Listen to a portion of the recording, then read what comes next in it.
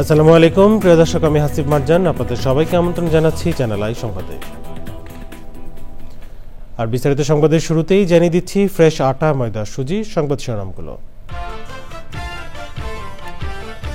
শেষ টি-20তে আফগানিস্তানকে 6 উইকেটে হারিয়ে হোয়াইট ওয়াশ করল বাংলাদেশ। ম্যাচ সেরা সাইফ আর man of the series Nasum.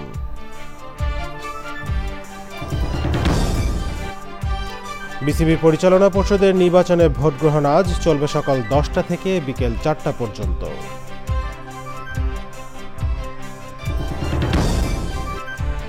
নির্ধারিত সময়ে নির্বাচন না হলে রাজনৈতিক স্থিতিশীলতা বাধাগ্রস্ত হওয়ার আশঙ্কা। দীর্ঘদিন সেনাবাহিনী মাঠে থাকার পক্ষে নন নিরাপত্তা বিশ্লেষকরা। এবং জুলাই সনদের আইনি ভিত্তি দিতে গণভোটের পক্ষে বেশিরভাগ রাজনৈতিক দল। অন্তর্বর্তী সরকারকে কমিশনের চূড়ান্ত প্রতিবেদন শিগগিরই।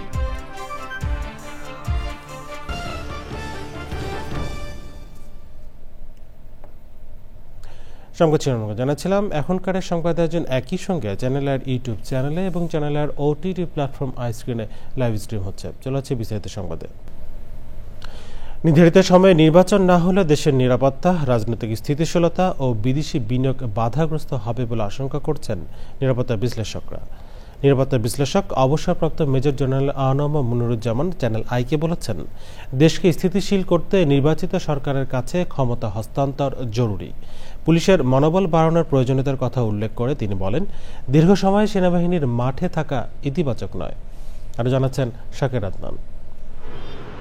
আগামী বছরের ফেব্রুয়ারিতে জাতীয় সংসদ নির্বাচন হবে সরকার প্রধানের এমন ঘোষণার পরও জনমনে এক ধরনের শঙ্কা কাজ করছে।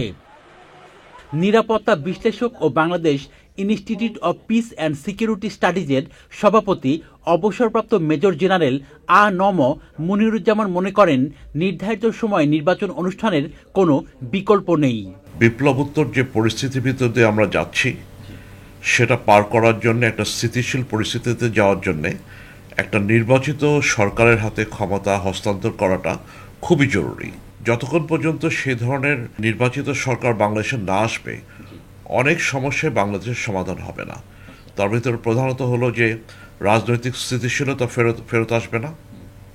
অনেক ক্ষেত্রে যে বর্তমান যে অচল অবস্থা দেখা যাচ্ছে প্রশাসনে বা নিরাপত্তা পরিস্থিতিতে বা পুলিশের কর্মকাণ্ডে বা স্বরাষ্ট্র মন্ত্রণালয়ের কর্মকাণ্ডে, সেগুলোর সমস্যার সমাধানের একমাত্র পন্থা হলো নির্বাচিত সরকারের হাতে রাষ্ট্রীয় ক্ষমতা হস্তান্তর করা। আর একটা ব্যাপারে খুব বড় ধরনের সমস্যা হচ্ছে, বাংলাদেশে বর্তমানে কোনো ধরনের কোনো ইনভেস্টমেন্ট হচ্ছে না, আভ্যন্তরীণ কোনো ইনভেস্টমেন্ট হচ্ছে না এবং বিদেশের কোনো ইনভেস্টমেন্টও বাংলাদেশে আসছে না।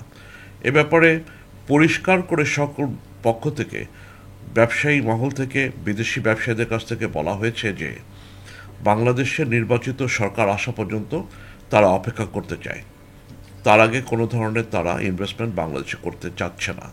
বাইরে থেকে কোনো হস্তক্ষেপের আশঙ্কা আমি করছি না, তবে বাংলাদেশের আভ্যন্তরীণ নিরাপত্তার যে বর্তমানে নাজুক অবস্থা আছে সেটা আরও অনেক অংশে খারাপ হয়ে যাবে। ছাত্র গণ অভ্যুত্থানের 1 বছর পেরিয়ে গেলেও পুলিশের মনোবল কেন বাড়ানো গেল না সেই প্রশ্ন রাখেন তিনি। আমরা আশা করেছিলাম যে যতটুকু সময় এই সরকার পেয়েছে এর ভিতরে তারা যে ধরনের পুলিশের বাহিনীর ভিতরে যে ধরনের পরিবর্তন আনা উচিত ছিল, যে ধরনের তাদের মনোবল বৃদ্ধি করার প্রয়োজন ছিল, সেই সময় কিন্তু এই সরকার পেয়েছে।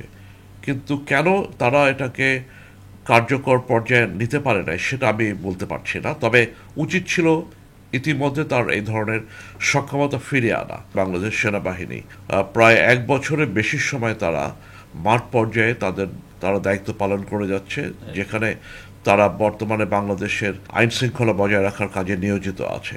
এত দীর্ঘ সময় কোনো সেনাবাহিনী এই কাজে বাইরে নিয়োজিত থাকা উচিত না। নির্বাচনের আগে অস্ত্র উদ্ধারে গুরুত্ব দিতে সরকারকে পরামর্শ দিয়েছেন এই নিরাপত্তা বিশ্লেষক। নির্বাচন commission. Shakir Adnan, channel I, Dhaka. July সনদের আইনি ভিত্তি দিতে গণভোটের পক্ষে বেশিরভাগ রাজনৈতিক দল একমত হয়েছে বলে জানিয়েছে জাতীয় ঐকমত্য কমিশন। তবে গণভোট কখন হবে আর কোন আইনি ভিত্তি লাগবে সেই প্রক্রিয়া নিয়ে রোববার নানা আলোচনা হলেও চূড়ান্ত হয়নি। তবে জারি হতে পারে জুলাই জাতীয় সনদ বাস্তবায়ন প্রক্রিয়া অধ্যাদেশ। জানাতুল বাকা, কেকা রিপোর্ট।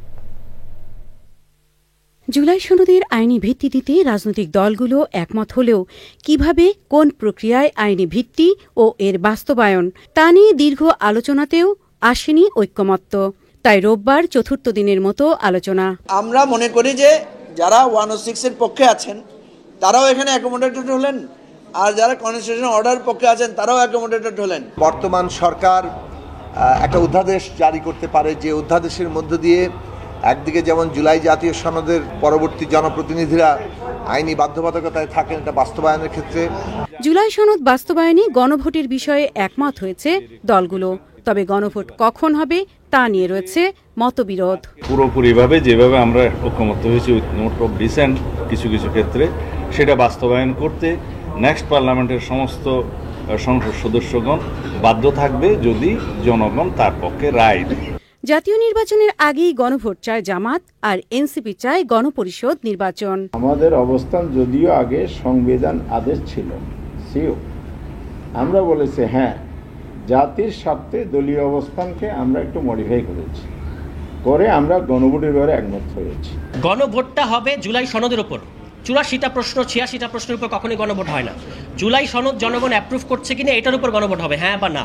শিগগিরই সরকারের কাছে জুলাই সনদ বাস্তবায়নের সুনির্দিষ্ট প্রস্তাব পাঠাতে পারবে বলে ঐক্যমত্য কমিশনের প্রত্যাশা। জুলাই জাতীয় সনদ 2025 বাস্তবায়নের জন্য জনগণের অংশগ্রহণ নিশ্চিত করা, তাদের সম্মতির জন্য একটি গণভোট অনুষ্ঠানের ব্যাপারে সকল রাজনৈতিক দলই একমত হয়েছেন। এর আগে রোববার সকালে কমিশনের সদস্যদের বৈঠকে সবার কাছে গ্রহণযোগ্য একটি দলিল তৈরির তাগিদ দেন ঐক্যমত্য কমিশনের সভাপতি প্রধান উপদেষ্টা ড. মোহাম্মদ ইউনূস। জান্নাতুল বাকিয়া কেকা, চ্যানেল আই, ঢাকা। ত্রয়োদশ জাতীয় সংসদ নির্বাচন সামনে রেখে আজ গণমাধ্যমের সঙ্গে সংলাপ করবে নির্বাচন কমিশন। রাজধানীর আগারগাঁওয়ে নির্বাচন ভবনের সম্মেলন কক্ষে 2 পর্বে এই সংলাপ অনুষ্ঠিত হবে। সকাল 10:30 থেকে দুপুর 12:30 পর্যন্ত টিভি মিডিয়া এবং দুপুর 2:30 থেকে পত্রিকা ও অনলাইন মিডিয়ার সাংবাদিকদের সঙ্গে বসবে ইসি। 2 পর্বে প্রায় 40 জন গণমাধ্যম প্রতিনিধির সংলাপে অংশ নেওয়ার কথা রয়েছে। প্রধান নির্বাচন কমিশনার এম নাসির উদ্দিনের সভাপতিত্বে সংলাপে 4 নির্বাচন কমিশনার ও ইসি সচিবালয়ের কর্মকর্তারা উপস্থিত থাকবেন।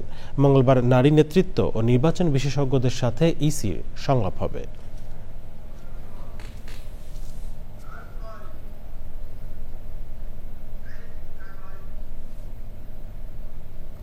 দেখছেন চ্যানেলের সংবাদ। এই পর্যায়ে নিচ্ছি বিরতি।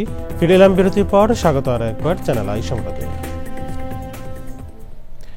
মিশরে আজ পরোক্ষ শান্তি আলোচনার জন্য একটি বিশেষ বৈঠকে বসতে চলেছে হামাস ও ইসরায়েল। 20 দফা শান্তি পরিকল্পনার কিছু অংশে হামাস সম্মত হওয়ার পর বাকি বিষয় নিয়ে এই আলোচনা হবে। মার্কিন প্রেসিডেন্ট ডোনাল্ড ট্রাম্প বলেছেন গাজায় বন্দী জিম্মিদের খুব শীঘ্রই মুক্তি দেওয়া হবে। ট্রাম্প আরও বলেন এটি ইসরায়েল, সমগ্র আরব ও মুসলিম বিশ্ব এবং বিশ্বের জন্য একটি বিরাট চুক্তি।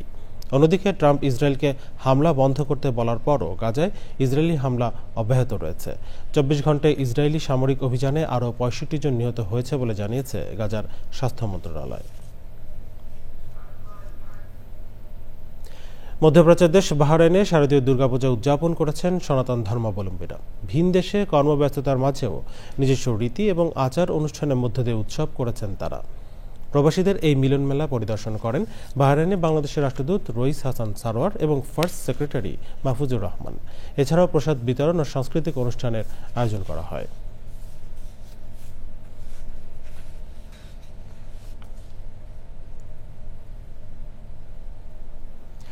সুনামগঞ্জের হাওর অধ্যুষিত 4 উপজেলার স্বাস্থ্য কমপ্লেক্সে 1.5 কোটি টাকার 4টি নৌ অ্যাম্বুলেন্স অব্যবহৃত অবস্থায় পড়ে থেকে অচল হয়ে গেছে। অথচ দুর্গম এসব অঞ্চলে জরুরি রোগী পরিবহনের একমাত্র ভরসার কথা ছিল নৌযানগুলো। সংশ্লিষ্টরা বলছেন নৌযান চালানোর জন্য চালক ও তেলের বরাদ্দ না থাকায় সেবা দেওয়া সম্ভব হয়নি। সুনামগঞ্জ থেকে জাহাঙ্গীর আলমের পাঠানো তথ্য ভিডিওচিত্রে আল মুকসিদের রিপোর্ট।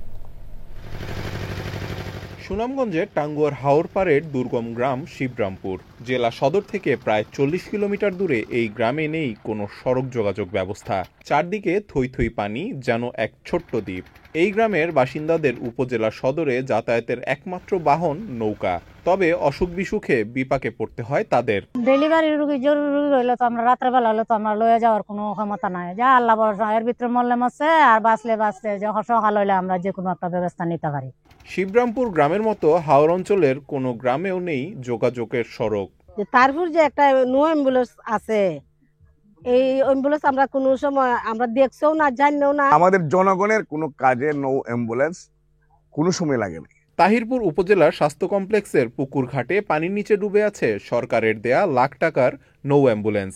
নৌকা ছাড়া বিকল্প কোনো মাধ্যম নাই, তাদের জন্য হয়তো একটু চিকিৎসাতে সুবিধা হতো। আমরা চাই যে এটা সরকার আবার আমাদের মাঝে ফিরিয়ে দেখ, প্রত্যন্ত অঞ্চলের মানুষ যাতে চিকিৎসাতে সুবিধা পায়। শুধুমাত্র তাহিরপুর নয়, 2013 সালের পর থেকে ধাপে ধাপে তাহিরপুর, জামালগঞ্জ, শাল্লা ও ধর্মশালা উপজেলার জন্য মোট 4টি নো অ্যাম্বুলেন্স ক্রয় করে তৎকালীন সরকার, কিন্তু কোনোটি আর চলাচলের উপযোগী নেই। ওয়াটার অ্যাম্বুলেন্সটা আসলে খুবই জরুরি, কারণ বর্ষার মৌসুমে অনেক রুগী থাকেন, যে রুগীটা আসলে অন্য জায়গায় স্থানান্তর করা খুব কষ্টসাধ্য। সিভিল সার্জন বলছে চালক ও জ্বালানি বরাদ্দ না থাকায় এগুলো ব্যবহার করা যায়নি। আমরা রুগী সহজে পরিবহন করতে পারবো, রোগীর কষ্ট কম হবে এবং ড্রাইভার, ফুয়েল, অন্যান্য লজিস্টিক সহ সবকিছুর জন্য দেওয়া হয়, তাতে এই এলাকার জনগণ উপকৃত হবে। আমরা স্বাস্থ্য বিভাগও কাজ করতে আমরা তখন কমফোর্ট ফিল করব। চিকিৎসা সেবার মান উন্নয়নে প্রতিটি উপজেলায় কার্যকর নো অ্যাম্বুলেন্স দেওয়ার দাবি সুনামগঞ্জবাসীর। আল মুকসিদ, চ্যানেল আই। এবারে রয়েছে নিটল টাটা কৃষি সংবাদ।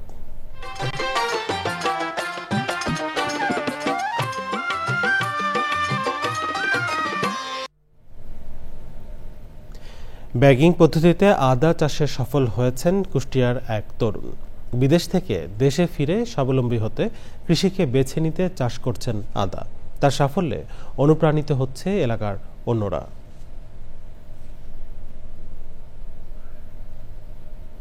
এখন দেখবেন প্রকৃতি সংবাদ।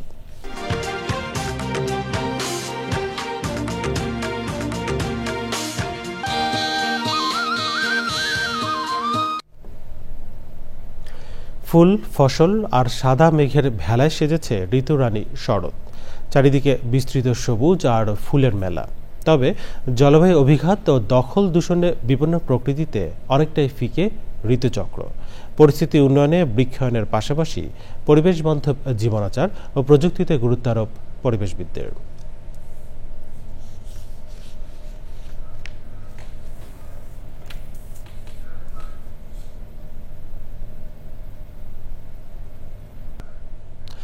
সংবাদ শেষ করবো, তবে যাবার আগে ফ্রেশ আটা, ময়দা, সুজি সংবাদ শিরোনামগুলো জানিয়ে দিচ্ছি আরো একবার। শেষ টি-20তে আফগানিস্তানকে 6 উইকেটে হারিয়ে হোয়াইট ওয়াশ করল বাংলাদেশ। ম্যাচ সেরা সাইফ আর man of the series Nasum.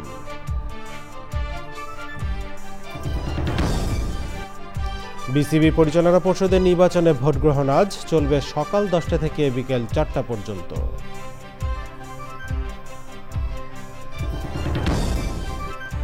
নির্ধারিত সময়ে নির্বাচন না হলে রাজনৈতিক স্থিতিশীলতা বাধাগ্রস্ত হওয়ার আশঙ্কা।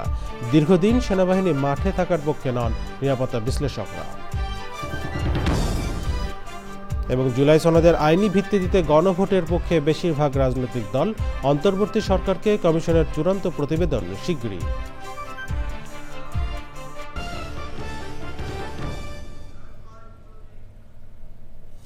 চ্যানেলের সর্বশেষ সংবাদ জানতে ভিজিট করুন চ্যানেলে online.com এ। যুক্ত থাকুন আমাদের সোশ্যাল মিডিয়া প্ল্যাটফর্মগুলোর সাথে।